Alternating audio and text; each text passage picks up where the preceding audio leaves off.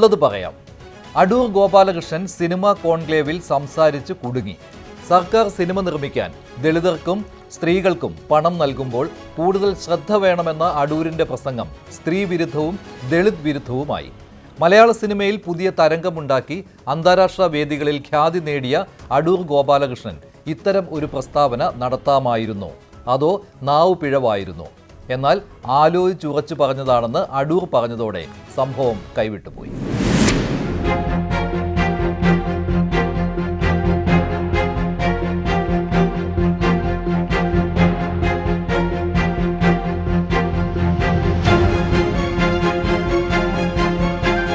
Government schedule caste schedule ട്രൈബിന് കൊടുക്കുന്ന ഒരു വിളവെടുക്കാൻ കൊടുക്കുന്ന തുക 1.5 കോടി രൂപയാണ്. ഇത് ഞാൻ ഒരിക്കൽ ബഹുമാനപ്പെട്ട മുഖ്യമന്ത്രിയുടെ അടുത്ത് ഞാൻ പറഞ്ഞു, ഇത് കറപ്ഷൻ ഉണ്ടാക്കാനുള്ളൊരു വഴി ഉണ്ടാക്കുകയാണ് ഗവൺമെൻറ്.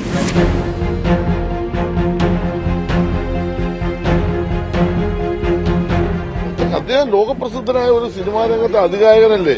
അദ്ദേഹം പറഞ്ഞ അഭിപ്രായത്തിൽ നമ്മളെന്തിനാ തെറ്റായി വ്യാഖ്യാനിക്കുന്നത്? സിനിമാ മേഖലയിൽ ആരെങ്കിലും മുൻപരിചയത്തോടുകൂടിയാണ് കേരളത്തിലെ സിനിമ പ്രവർത്തനം ആരംഭിച്ചത്? അല്ലല്ലോ, അല്ല, അങ്ങനെ ആരുമല്ല.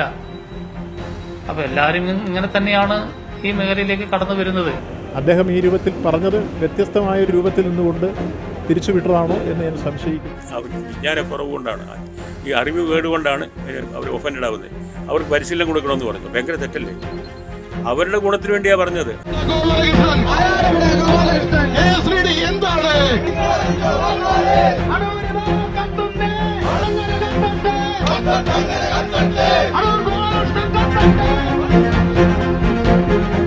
മലയാള സിനിമയെ ശുദ്ധീകരിക്കാൻ ഉദ്ദേശിച്ച് നടത്തിയ സിനിമാ കോൺക്ലേവ് ഹേമ കമ്മിറ്റി അനന്തരം സർക്കാരിന് മുഖം തിരിച്ചു പിടിക്കാനുള്ള ഒരു പ്രയത്നമായിരുന്നു. സിനിമയിലെ പ്രമുഖരുടെ വിഷയാവതരണവും വിവിധ സെഷനുകളുമായി 2 ദിവസത്തെ കോൺക്ലേവ്. ദേശീയ ചലച്ചിത്ര പുരസ്കാരങ്ങൾ പ്രഖ്യാപിച്ചത് കേരള സമൂഹത്തെ അപകീർത്തിപ്പെടുത്തുന്ന ഒരു ചലച്ചിത്രവും പുരസ്കാരങ്ങൾക്ക് അർഹമായവയിലുണ്ട്. ഏതെങ്കിലും തരത്തിൽ കലക്കുള്ള അംഗീകാരമായി അതിനെ കണക്കാക്കാനാവില്ല. മറിച്ച് വർഗീയ വിദ്വേഷം വളർത്തുന്നതിനുള്ള ഉപാധിയായി ചലച്ചിത്രങ്ങളെ ദുരുപയോഗിക്കുന്ന സാംസ്കാരിക ദുഷിപ്പിനുള്ള അംഗീകാരമായി മാത്രമേ അതിനെ കാണാൻ കഴിയൂ.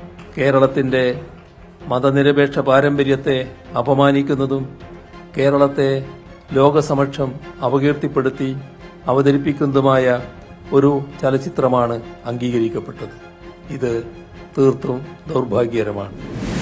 ചലച്ചിത്ര നിർമ്മാണം കൂടുതൽ ജനകീയമാക്കാനും കൂടുതൽ പേരെ നിർമ്മാണ പ്രക്രിയയിലേക്ക് എത്തിക്കാനുമുള്ള നിർദ്ദേശങ്ങൾ ഈ ചലച്ചിത്ര നയത്തിൽ ഉൾപ്പെടുത്തുമെന്നും ഞാൻ പ്രതീക്ഷിക്കുന്നു. മലയാള സിനിമയ്ക്ക് സർക്കാരിന്റെ ഭാഗത്തു നിന്ന് എല്ലാ കാലത്തും നല്ല സഹകരണം തന്നെയാണ് ഉണ്ടായിട്ടുള്ളത്. ഇപ്പോൾ വ്യവസായത്തെ മികച്ചതാക്കാൻ വേണ്ടി സംഘടിപ്പിക്കുന്ന ഈ കോൺക്ലേവും അതിലേക്ക് എത്തിച്ച പല ഘട്ടങ്ങളിലായുള്ള ചർച്ചകളുമൊക്കെ തന്നെ ഈ തൊഴിൽ മേഖലയോട് സർക്കാർ പുലർത്തുന്ന ഗൗരവകരമായ പരിഗണന വ്യക്തമാക്കുന്നതാണ്. മലയാള സിനിമയുടെ പ്രതിനിധി എന്ന നിലയ്ക്ക് ഈ വ്യവസായത്തിലൂടെ വളർന്ന് ഇതിന്റെ ഭാഗമായി നിൽക്കുന്ന എന്നെ സംബന്ധിച്ചിടത്തോളം കാലത്തിന്റെ മാറ്റങ്ങൾക്കനുസരിച്ചുള്ള പരിഷ്കാരങ്ങളുടെയും നവീകരണങ്ങളുടെയും കാര്യത്തിൽ ചില പരിമിതികൾ ഉണ്ടാവാം. അവ കൂട്ടായ ചർച്ചകളിലൂടെ തിരുത്താനും പരിഹരിക്കാനാവുമെന്നാണ് എന്റെ ഉത്തമ വിശ്വാസം. കോൺക്ലേവിന്റെ ബാക്കി പത്രമായത് അടൂരിന്റെ പ്രസംഗം. സർക്കാർ 3 മാസത്തിനുള്ളിൽ സിനിമാ നയം രൂപീകരിക്കാൻ പോകുന്നതും അതിൽ തൊഴിൽ വിവേചനവും ലിംഗവിവേചനവും ഇല്ലാതാക്കുന്നതുൾപ്പെടെ നിരവധി നിർദ്ദേശങ്ങൾ ഉള്ളതുമൊക്കെ പതിവ് പകച്ചിൽ എന്നതുപോലെയേ ഉള്ളൂ. അതുകൊണ്ട് തന്നെ അടൂരിന്റെ പ്രസംഗത്തിന് വാർത്താ പ്രാധാന്യം കൂടുതലായി. ഗവൺമെൻറ് ഷെഡ്യൂൾ കാസ്റ്റ് ഷെഡ്യൂൾ ട്രൈബിന് കൊടുക്കുന്ന ഒരു വിളവെടുക്കാൻ കൊടുക്കുന്ന തുക 1.5 കോടി രൂപയാണ്. ഇത് ഞാൻ ഒരിക്കൽ ബഹുമാനപ്പെട്ട മുഖ്യമന്ത്രിയുടെ അടുത്ത് ഞാൻ പറഞ്ഞു, ഇത് കറപ്ഷൻ ഉണ്ടാക്കാനുള്ളൊരു വഴി ഉണ്ടാക്കുകയാണ് ഗവൺമെൻറ്. ബഹുമാനപ്പെട്ട സാമ്പത്തിക ധനകാര്യ മന്ത്രിക്ക് അറിയാം. പക്ഷെ അത് യാതൊരു മാറ്റവും ഉണ്ടായിട്ടില്ല. അതുപോലെ തന്നെ ഈ ഇവരെ തിരഞ്ഞെടുക്കുമ്പോൾ വളരെ നിർബന്ധമായിട്ട് എനിക്കൊരു ശുപാർശ ചെയ്യാനുണ്ട്. ഷെഡ്യൂൾ കാസ്റ്റിൽപ്പെട്ട ആളുകൾ നല്ലൊരു അതിൻ്റെ പിന്നിലുള്ള മനസ്സ് വളരെ നല്ലതാണ്, അതിൻ്റെ ഉദ്ദേശം വളരെ നല്ലതാണ്. പക്ഷേ അവർക്ക് കുറഞ്ഞത് ഒരു 3 മാസത്തെ ഇൻറ്റൻസീവ് ട്രെയിനിങ് കൊടുക്കണം, പരിശീലനം കൊടുക്കണം, സിനിമ എങ്ങനെ ഉണ്ടാക്കുന്നുള്ളതിന്. അപ്പോൾ ഒരാൾ സിനിമയായിട്ട് ഒരു താല്പര്യമായിട്ട് വരുന്നു, ഒരു അപ്പോൾ അയാളെ വെറുതെ പോയി സിനിമ എടുത്തു എന്ന് പറഞ്ഞുകൂടെ അയാളെ ഒരു രീതിയിലുള്ള പ്രോത്സാഹനമല്ലത്. അതുകൊണ്ട് അവർക്കൊരു 3 മാസത്തെ നല്ല വിദഗ്ധന്മാരുടെ കീഴിലുള്ള പരിശീലനം കൊടുക്കണം. എന്നിട്ട് വേണം അവർക്ക് എങ്ങനെയാണ് ഒരു പടത്തിന് ബഡ്ജറ്റ് ഉണ്ടാക്കുന്നതുൾപ്പെടെയുള്ള സംഗതികൾ മുഴുവൻ അവർ മനസ്സാക്കിക്കണം. കാരണം ഫിലിം ഡെവലപ്മെൻറ്റ് കോർപ്പറേഷനിൽ നിന്ന് പണം വാങ്ങി പടം എടുത്തവർക്ക് എല്ലാം കംപ്ലൈൻ്റാണ്. അവർക്ക് അവർ വിചാരിച്ചിരിക്കുന്നത് ഈ പണം അവരിങ്ങനെ എടുത്തൊരു ദിവസം തരും കൊടുത്തു നമുക്ക് കൊണ്ടുപോയി പടം എടുക്കാമെന്ന്. അങ്ങനെയല്ല, അത് പറഞ്ഞ് മനസ്സിലാക്കണം അവരെ. ഇത് പബ്ലിക് ഫണ്ടാണ്, ജനങ്ങളുടെ നിന്ന് കരം പിടിച്ച പണമാണ് ഇത്തിരി ചിലവാക്കുന്നത്. മറ്റ് ഒരുപാട് പ്രധാനപ്പെട്ട വിഷയങ്ങൾ നമ്മുടെ ജീവിതത്തിലുണ്ട്, അതിനൊക്കെ വേണ്ടി ചിലവാക്കാനുണ്ട്. ഈ 1.5 കോടി കുറച്ചിട്ട് 50 ലക്ഷം ആക്കി 3 പേർക്ക് കൊടുക്കുക. ഇത് കൊമേഴ്ഷ്യൽ ഫിലിം എടുക്കാനുള്ള കാശല്ല, കൃത്യമായിട്ട് നല്ല സിനിമ എടുക്കാനുള്ള മുടക്കലാകാവും. വളരെ നിർബന്ധമാണ്. എന്താണ് അടൂർ പറഞ്ഞത്? പട്ടികജാതി പട്ടികവർഗക്കാർക്ക് സിനിമ നിർമ്മിക്കാൻ സർക്കാർ കൊടുക്കുന്നത് 1.5 കോടി. ഇത് കൊടുത്തിട്ട് എന്തുണ്ടായി? അത് കിട്ടിയവർക്ക് മികച്ച സിനിമ ഉണ്ടാക്കാൻ കഴിഞ്ഞിട്ടില്ല. അതിന് കാരണം സിനിമയെടുക്കാനുള്ള പരിശീലനം അവർക്ക് കിട്ടാത്തതാണ്. സ്ത്രീകൾക്ക് സിനിമയെടുക്കാൻ നൽകുന്ന സാമ്പത്തിക സഹായത്തെക്കുറിച്ചും അടൂരിന്റെ നിലപാട് ഇതുതന്നെ. സൂപ്പർ സ്റ്റാറിനെ വെച്ച് പടമെടുക്കാനുള്ള പണമല്ല നമ്മൾ ഗവൺമെൻറ് കൊടുക്കേണ്ടത്, ഒരിക്കലും ഗവൺമെൻറ് ചുമതലയല്ലത്. അതുപോലെ തന്നെയാണ് സ്ത്രീകൾക്കുള്ളത്. ഒരു സ്ത്രീ ആയിരുന്നതുകൊണ്ട് മാത്രം സിനിമ എടുപ്പിക്കാൻ പണം കൊടുക്കരുത്. ഈ സ്ത്രീ ആയാലും അവർക്കും കൊടുക്കണം ഈ പരിശീലനം. വളരെ പ്രധാനമാണ്. സ്ത്രീ സംവിധായകർ നമുക്ക് വേണം. നമുക്ക് 1-2 പേരുണ്ട്, അവർ നല്ല മിടുക്കരാണ്. പക്ഷേ അതുപോലെയുള്ള പുതിയ ആളുകൾ വരണമെന്നുണ്ടെങ്കിൽ അവർക്ക് ഇതിൻ്റെ എല്ലാ പ്രയാസങ്ങളും അറിഞ്ഞ് വേണം പടമെടുക്കാൻ. അതായത് ദളിതനും സ്ത്രീയും ആയതുകൊണ്ട് മാത്രം സിനിമയെക്കുറിച്ച് ഗ്രാഹ്യമില്ലാത്തവർക്ക് സാമ്പത്തിക സഹായം നൽകുന്നത് ശരിയല്ല. അവർക്ക് പരിശീലനം നൽകുകയാണ് ആദ്യം വേണ്ടത്. ക്യാമറയും ലൈറ്റിങ്ങും ഒക്കെ പഠിക്കണം. 1.5 കോടി ഇപ്പോൾ കൊടുക്കുന്നത് 3 പേർക്കായി വീതിക്കണം. അതായത് ഒരു സിനിമ പിടിക്കാൻ 50 ലക്ഷം മാത്രം.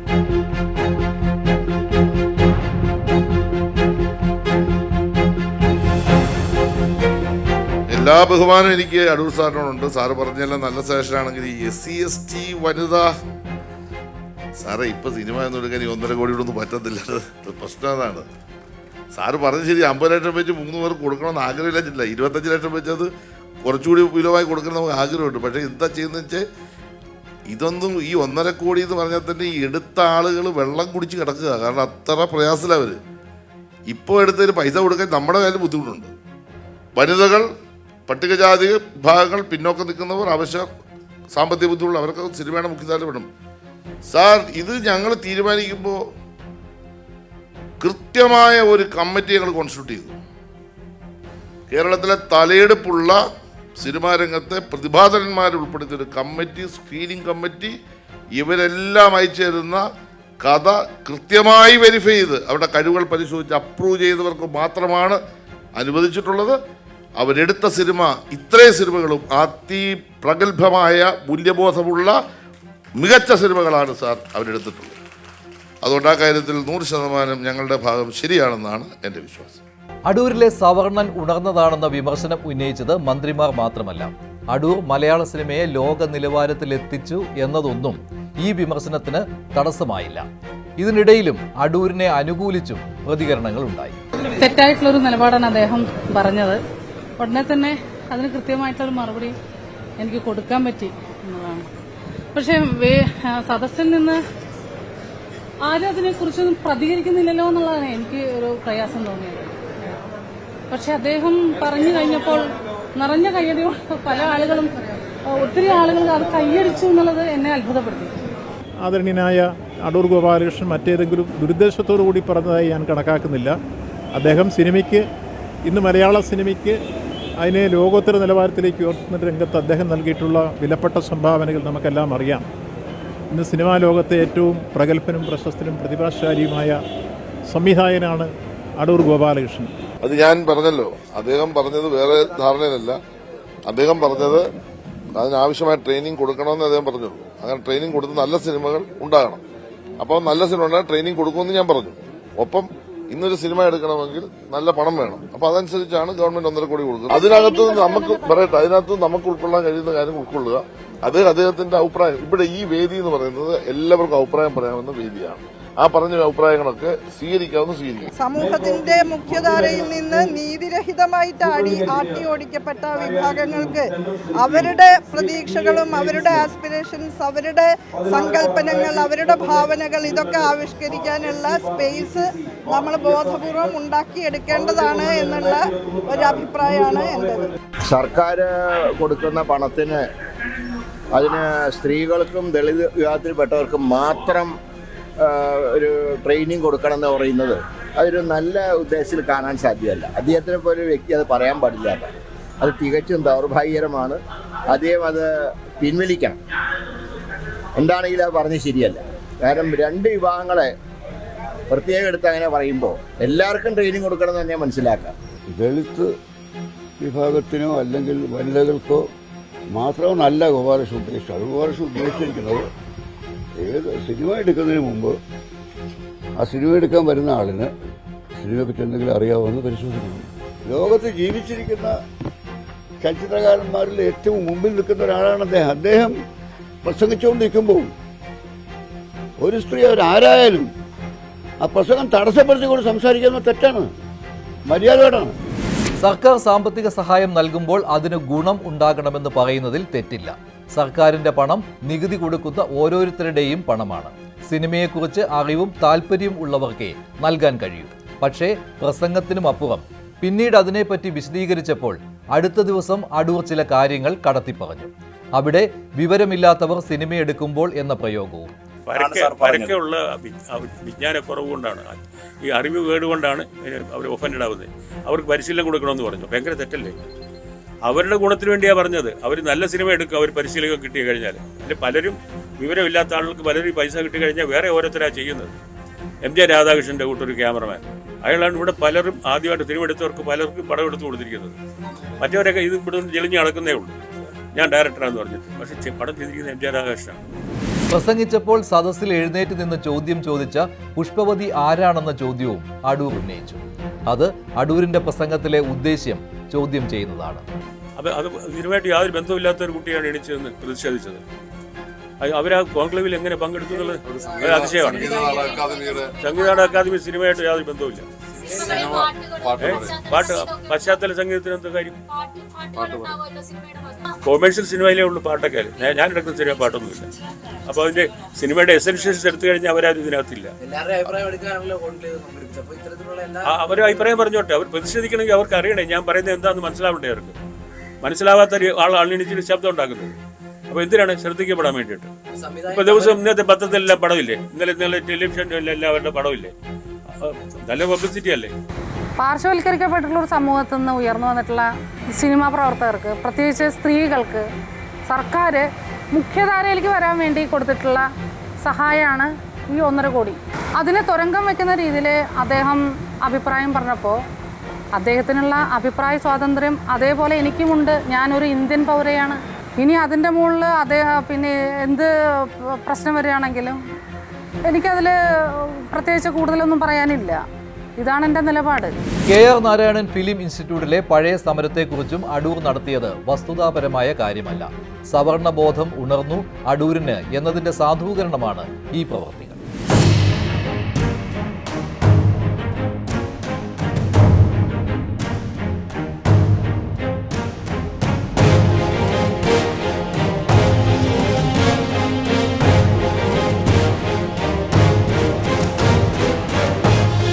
സമിതിക്ക് അത് മനസ്സിലായോ എന്തോന്നാണെന്ന് അറിയില്ല.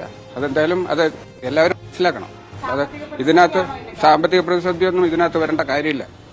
സാമ്പത്തിക പ്രതിസന്ധിയൊന്നും അല്ല ഇതിൻ്റെ കാരണം. സാമ്പത്തിക പ്രതിസന്ധിയൊന്നും അതിനെ അഫക്റ്റ് ചെയ്യാൻ പാടില്ല. ഒരു പൗരന്റെ ജീവിതത്തിനെ സാമ്പത്തിക പ്രതിസന്ധി ഒരു കാരണവശാലും അഫക്റ്റ് ചെയ്യാൻ പാടില്ല. തിരുവനന്തപുരം മെഡിക്കൽ കോളേജിലെ അനാസ്ഥ തുറന്നു പറഞ്ഞ ഡോക്ടർ ഹാരിസ് ചിറക്കലിനെ കള്ളനാക്കി ചിത്രീകരിക്കുവാനുള്ള സർക്കാരിന്റെ നീക്കം പൊളിഞ്ഞു പാളീസായി. എന്ത് വികലമായ ന്യായങ്ങളാണ് മെഡിക്കൽ കോളേജ് പ്രിൻസിപ്പലിനെയും സൂപ്രണ്ടിനെയും ഉപയോഗിച്ച് ആരോഗ്യവകുപ്പ് നടത്തിയത്.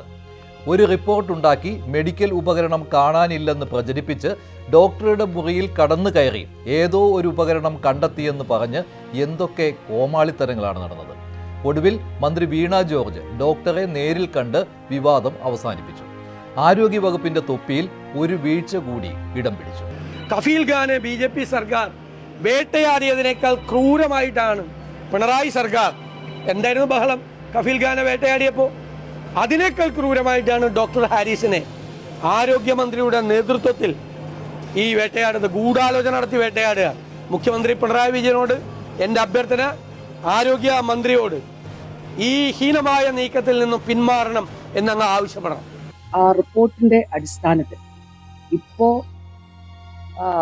സ്വാഭാവികമായിട്ടുള്ള അദ്ദേഹത്തോട് എക്സ്പ്ലനേഷൻ ചോദിച്ചു എന്നുള്ളത് അതൊരു ഡിപ്പാർട്ട്മെന്റ് തല നടപടിയാണ്, സ്വാഭാവികമായിട്ടുള്ള ഒരു നടപടി. തിരുവനന്തപുരത്ത് MP-യുടെ ഫണ്ടിൽ നിന്ന് വാങ്ങിച്ച ഒരു ഉപകരണത്തിന്റെ ഒരു ഭാഗം കാണുന്നില്ല എന്നുള്ളത് ഈ അന്വേഷണ സമിതി കണ്ടെത്തി.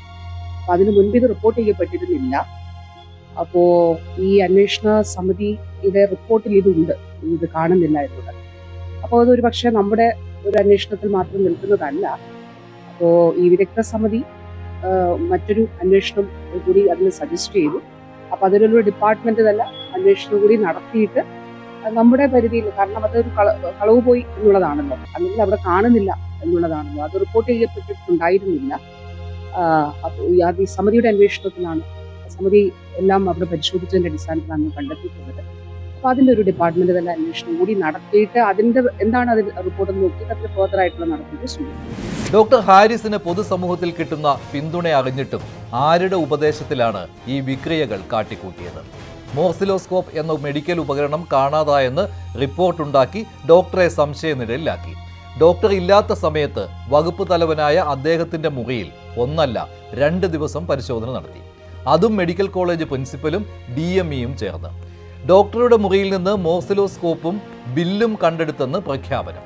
എന്തോ വലിയ കാര്യം കണ്ടെത്തിയതുപോലെയുള്ള വിചിത്രമായ വാർത്താ സമ്മേളനം.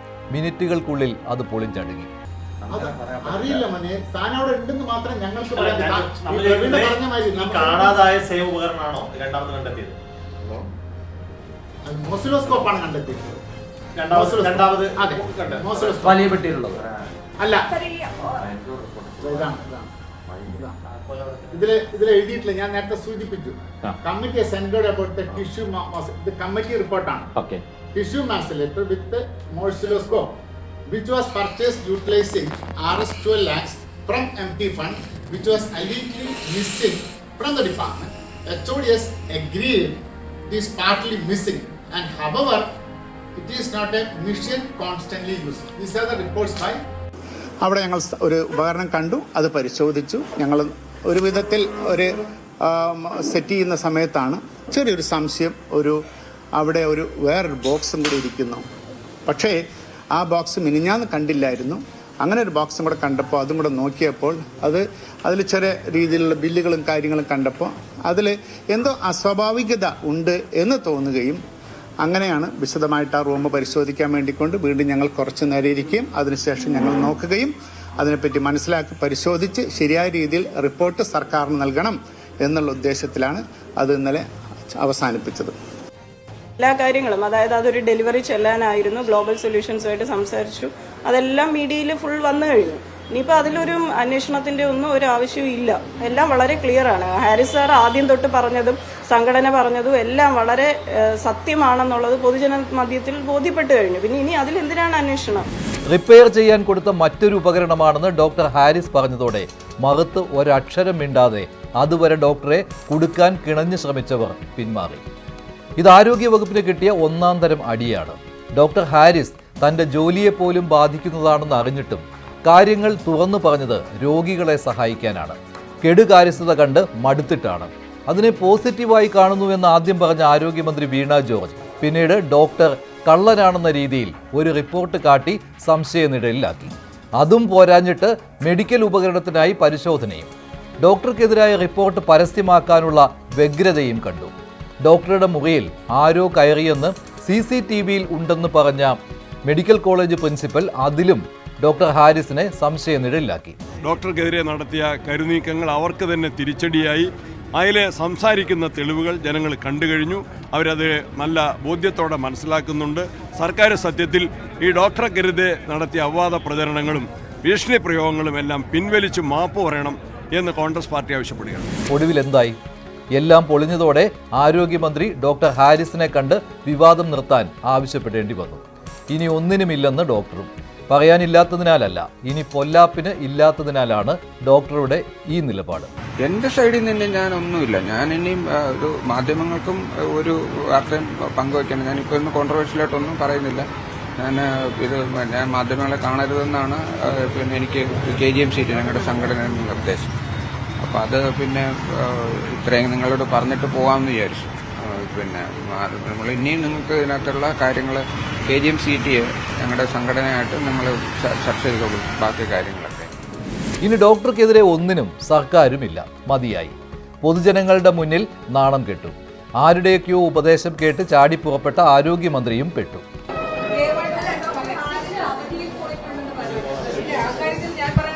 പറഞ്ഞിട്ടുണ്ട്, ദയവായിട്ട് മാഡം വളരെ നമ്മൾ സമാധാനിപ്പിക്കുകയായിരുന്നു. മാഡം മാത്രമല്ല DME ആശുപത്രിയിൽ വന്ന് കണ്ടു. ആശുപത്രിയിൽ വന്നു, മാഡവും DMEയും വന്നു കണ്ടു. അവർ വളരെ നമ്മൾ സമാധാനിപ്പിച്ചു. മാഡം കുറേ സമയം ഇരുന്നു. ഞാനും ആയിട്ട് സംസാരിച്ചു, എൻ്റെ വൈഫായിട്ട് സംസാരിച്ചു, വളരെ കുടുംബകാര്യങ്ങളെല്ലാം ചോദിച്ചു. നല്ല സന്തോഷമായിട്ടാണ് പിരിഞ്ഞത്. ഡോക്ടർമാരുടെ വാർത്താ സമ്മേളനത്തിനിടെ പുറത്തുനിന്ന് നിർദ്ദേശം നൽകിയത് താനാണെന്ന് മെഡിക്കൽ എഡ്യൂക്കേഷൻ ഡയറക്ടർക്ക് സമ്മതിക്കേണ്ടിയും വന്നു. അത് ഞാൻ തന്നെയാണ്. സൂപ്രണ്ടിനെയും പ്രിൻസിപ്പലിനെയും വിളിച്ചത് ഞാൻ തന്നെയാണ്. കാര്യം ഒരുപാട് ക്വസ്റ്റ്യൻസ് അവർ ഫേസ് ചെയ്യുന്നത് ഒരുപാട് അവർക്കും തന്നെ ഒരു സ്ട്രെസ്സായിരുന്നു. അവർ ഒരു ക്ലിനീഷ്യൻസാണ്, അവർ ഡോക്ടേഴ്സാണ്, അവർ മീഡിയനൊക്കെ ആദ്യമായിട്ടാണ് അവർ ഫേസ് ചെയ്യുന്നത്. അപ്പോൾ അതിൻ്റെ ബുദ്ധിമുട്ടുള്ളതുകൊണ്ട് ഞാൻ അവരെ വിളിച്ച് പറഞ്ഞു, നിങ്ങൾ എൻക്വയറി റിപ്പോർട്ടിലുള്ള കാര്യങ്ങൾ മാത്രം പറഞ്ഞാൽ മതി, വേറൊന്നും നിങ്ങൾ പറയണ്ട എന്ന് മാത്രം ഞാൻ പറയാൻ വേണ്ടി അവരെ രണ്ടുപേരും വിളിച്ചു. ഞാൻ തന്നെയാണ് വിളിച്ചത്. ഒരു തട്ടിക്കൂട്ട് റിപ്പോർട്ടിൽ ഡോക്ടർ ഹാരിസിനെതിരെ കണ്ടെത്തിയ കാര്യങ്ങൾ മാധ്യമങ്ങളോട് പറയാനായിരുന്നു ഫോൺ വഴിയുള്ള ഓർമ്മപ്പെടുത്തൽ. എന്തൊരു വ്യഗ്രത! ആരോഗ്യവകുപ്പിന്റെ സിസ്റ്റത്തിന് ഇത്ര സ്പീഡോ? ആശുപത്രികൾ നന്നാകാൻ ആത്മാർത്ഥമായി ശ്രമിച്ച ഒരു ഡോക്ടറെ കള്ളനാക്കാനായിരുന്നു ഈ സ്പീഡ് എന്ന് മാത്രം. അടുത്ത ഒക്ടോബർ 25 മുതൽ നവംബർ 2 വരെ 7 ദിവസം മെസ്സി കേരളത്തിൽ ഉണ്ടാവും.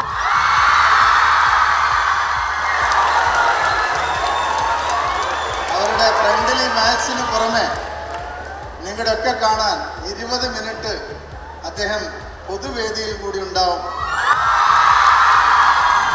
മെസ്സി വരുമോ ഇല്ലയോ? വരുമായിരിക്കും, അത്രയേ ഉള്ളൂ.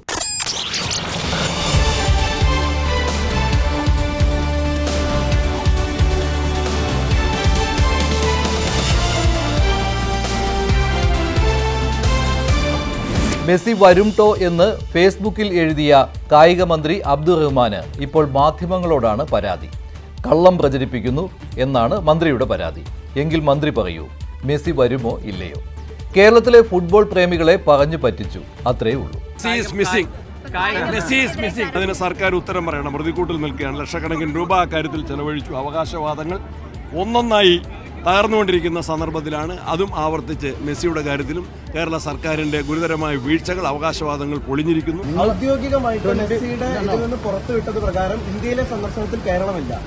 അത് നിങ്ങളല്ല തീരുമാനിക്കേണ്ടത്. 2, എന്റെ ഓഫീസിൽ നിന്ന് പറഞ്ഞു നിങ്ങൾ പറയുന്നു, നിങ്ങളാണോ തീരുമാനിക്കേണ്ടത്? മെസ്സിയുടെ അതിനുത്തരം പറയും. എന്താ സംഭവിച്ചോ? എന്താ അതിൽ പറയുന്നത്? ഒക്ടോബർ വിൻഡോയിൽ കേരളത്തിൽ വരാൻ ബുദ്ധിമുട്ടുണ്ടെന്ന് പറയും.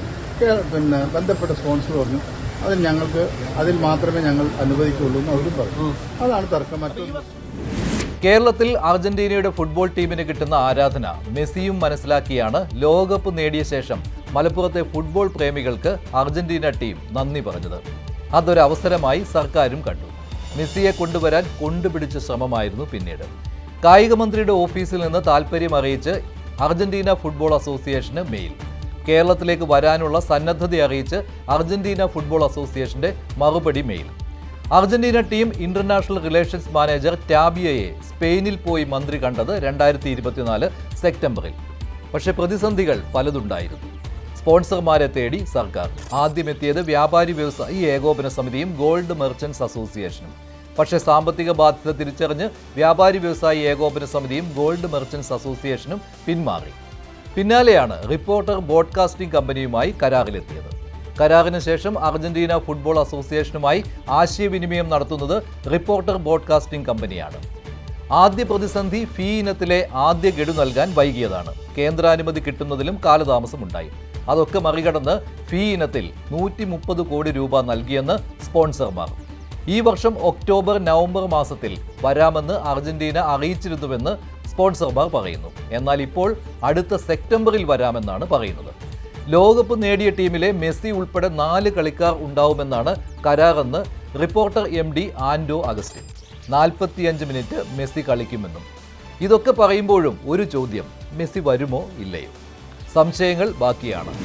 ഖത്തർ ലോകകപ്പിലെ വിന്നിംഗ് ടീമുമായിട്ടാണ് നമ്മൾ എഗ്രിമെന്റ് വെച്ചിരിക്കുന്നത്. വിന്നിംഗ് ടീമിനെ ഇവിടെ കൊണ്ടുവരിക, ഇൻക്ലൂഡിംഗ് മെസ്സി അടക്കമുള്ള പ്രധാനപ്പെട്ട 4 കളിക്കാരെ അടക്കം ലോകകപ്പിൽ കളിച്ച സെയിം ടീമുമായിട്ടാണ് എഗ്രിമെന്റ് വെച്ചിരിക്കുന്നത്. ആ ടീമാണ് നമ്മൾ ഈ 2025 വരേണ്ടത്. പക്ഷേ അത് 26 കഴിഞ്ഞാൽ 2026 ഇവരാണോ ലോകകപ്പിൽ ജയിക്കാൻ പോകുന്നത് നമുക്കറിയില്ല. ഇവരാണോ 1ാം സ്ഥാനത്തേക്ക് വരാൻ പോകുന്നത് നമുക്കറിയില്ല. അങ്ങനെ ഒരു ടീമിനെ നമുക്ക് 26 ലോകകപ്പിന് ശേഷം കൊണ്ടുവരിക എന്നുള്ള കാര്യത്തിനകത്ത് പ്രാക്ടിക്കൽ ഇഷ്യൂസ് ഉണ്ട്.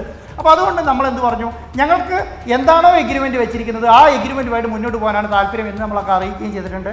അതിനൊരു കൺഫർമേഷൻ പ്രോപ്പറായ രീതിയിൽ അവർ ഇതുവരെ തന്നിട്ടില്ല എന്നുള്ളതാണ്. സ്റ്റേഡിയം എങ്ങനെ തയ്യാറാക്കും? എതിർ ടീം ആരാണ്? അർജന്റീന ടീമിന്റെ ചൈന അങ്കോള സന്ദർശനവും ഇതേ സമയത്തല്ലേ? ഏതാണ് സ്റ്റേഡിയം? ഞങ്ങളോട് ചോദിച്ചിട്ടുണ്ട്. കഴിഞ്ഞ പ്രാവശ്യം നമുക്കൊരു ക്ലാരിഫിക്കേഷൻ ഏത് സ്റ്റേഡിയമാണ് കളിക്കുന്നത് എന്നുള്ളത്. സ്റ്റേഡിയം ഏതാണെന്ന് ഇവരെ അറിയിച്ചിട്ടുണ്ട്. സ്റ്റേഡിയത്തിൻ്റെ പിന്നെ എന്താണ് വിഷ്വലായിട്ടുള്ള AR സംവിധാനത്തിൽ നമ്മൾ ചെയ്ത് എങ്ങനെയാണ് സ്റ്റേഡിയം ഇരിക്കുന്നതും എങ്ങനെയാണ് കളി നടക്കാൻ പോകുന്നതും എങ്ങനെയാണ് ഇതിൻ്റെ പൗലീന ഉണ്ടാവുന്നത് അടക്കമുള്ള കാര്യങ്ങൾ മുഴുവൻ നമ്മൾ അവർക്ക് ഹാൻഡ് ഓവർ ചെയ്ത് കേരളത്തിലെ ഒരു സാധ്യത ഇവർ മനസ്സിലാക്കിയിട്ടുണ്ടെന്ന് ഞാൻ വിചാരിക്കുന്നു. അപ്പോൾ ആ സാധ്യത, ഇന്ത്യയിലൊരു സാധ്യത ഇവർ മനസ്സിലാക്കിയിട്ടുണ്ട്. അതിനനുസരിച്ച് ഒരു വിലപേശം നടക്കുന്നുണ്ടോ എന്നുള്ള കാര്യത്തിനകത്ത് എനിക്ക് സംശയമുണ്ട്. അതുകൊണ്ടാണ് ഒക്ടോബർ മാസം ഇതുവരെ വിൻഡോ അവർ അനൗൺസ് ചെയ്തില്ല. മെസ്സി വരുന്നില്ലെങ്കിൽ ഇന്ത്യയിലില്ല, എവിടെയില്ല, കേരളത്തിലേക്കും ഇല്ല, ബംഗാളിലും ഇല്ല, ഡൽഹിയിലും ഇല്ല. വരുന്നുണ്ടെങ്കിൽ കേരളത്തിലേക്കുണ്ട്. റിപ്പോർട്ടർ TVയെ സംബന്ധിച്ചിടത്തോളം കരാർ ലംഘനം ഇതുവരെ നടന്നെന്ന് അവർ അറിയിച്ചിട്ടില്ല. കരാർ കളിക്കേണ്ട സമയം കഴിഞ്ഞിട്ടില്ല. അതുവരെയുള്ള എഫേർട്ട് എടുക്കും. കരാർ ലംഘിച്ചത് കേരള സർക്കാരാണെന്ന് അർജന്റീന ടീമിന്റെ മാർക്കറ്റിംഗ് ഓഫീസറുടെ വാട്സാപ്പ് ചാറ്റ് കൂടി വന്നതോടെ ഫുട്ബോൾ ആരാധകർ നിരാശയിലാണ്. അത് ഫേക്ക് മെസ്സേജ് ആണെന്ന് ഞാൻ ഇപ്പോഴും വിശ്വസിക്കുന്നത്. അങ്ങനെ ഞാൻ കോൺടാക്ട് ചെയ്ത സമയത്ത് അങ്ങനെ ഒരു അത് വാട്സപ്പ് മെസ്സേജ് അല്ല. വാട്സപ്പ് മെസ്സേജിന്റെ ശൈലി അങ്ങനെയല്ല. അത് വാട്സപ്പ് മെസ്സേജിൽ വരുന്ന സാധനം അല്ല. അങ്ങനെയല്ല. നമ്മൾ എത്രയോ വാട്സപ്പ് മെസ്സേജ് ആക്കി, നിങ്ങളെ നോക്കി അറിയാം. അത് വാട്സപ്പ് മെസ്സേജ് അല്ല. അതെങ്ങനെ വന്നു എന്നുള്ളത് ഞാൻ അന്വേഷിക്കുന്നുണ്ട്.